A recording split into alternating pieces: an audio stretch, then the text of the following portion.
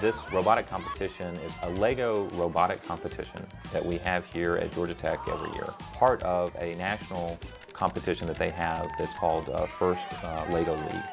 And the competition that we have here today is geared towards elementary school students and middle school students. We have 48 teams that represent kind of the best here at Georgia. They come from 7 different qualifiers. Throughout Georgia, we actually had 140 teams that competed. They have to build a robot, and they build a robot out of a product from Lego, which is called Lego Robotic Mindstorm Invention Kit. They build this autonomous robot. It's not a remote control robot. And so you program your robot on the computer, and you download it to this little Lego computer, I'll say, and that connects to the motors that are on the robot. And on this field, we have maybe about 12 different missions that the robot has to accomplish.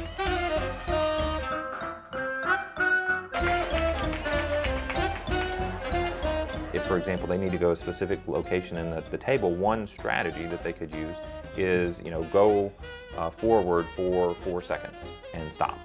When you get to that point, turn left. One of the problems with this is a lot of times there may be some wrinkles in the mats on the table that slow it down a little bit, or your batteries may be a little weak and the motors may not run quite as quickly. The other options that they have for them when they do their programming and when they're building their robot is they also have sensors. It has light sensors and touch sensors and an ultrasonic sensor, so it can kind of sense its environment. They have to accomplish all of these missions, or as many missions as they can, in about 2.5 minutes. And the way that we do the scoring actually is we do the best of 3 rounds. I think our first round actually went really well. I feel really good about it.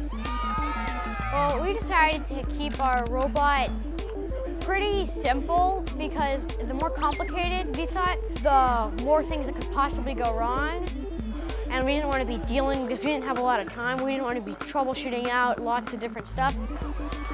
We had a little difficulties with it this morning where it didn't get traction, and so we had to replace the wheels just now. We kind of worked together and we got through all our problems, and in the end, the end result was really great because I knew that it was my work.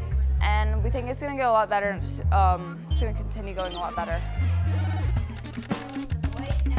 They have a period of about 10 minutes where they explain to the judges how they came up with their solution to solve different missions. What is their computer algorithm, or why did they make certain choices when they were building their robot?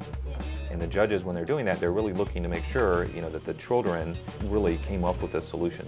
Some of them can be programmers, some of them can be robot builders, some of them can be robot designers. Did they work together as a team? If we had a name for it, the girls would pick Lucy, and the boys would pick Scott. There's nothing really unique about our robot. It's a robot. Yeah, and our robot, we're, very proud of it for, all that, it has done. Because even our school is very proud of, representing Griffin Middle School at these robotics meets. The atmosphere of the competitions is actually one of the things that I really love. We really have a lot of people crowded around the tables watching. We have a lot of students that actually have cheers that they come up with. And so the intensity is really a very positive intensity. I like the competitive spirit sort of in it, because I'm a competitive person, and I really like programming the robot and just seeing it do this stuff. I really like that. Well, I want to be a bioengineer when I grow up, and I think this will help a lot in, using computers and working with different robots, which will be important. Our motivation is for them to get experience in this project that's really a hands-on project. It's not something that's abstract, where you're doing geometry or algebra or learning about science in a textbook. You're actually kind of building something that they can touch and feel and interact with.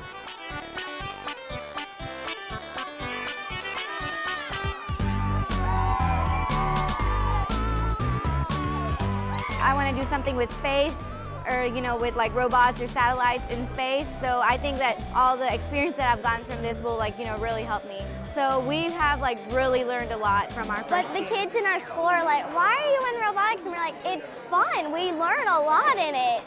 So we love robotics.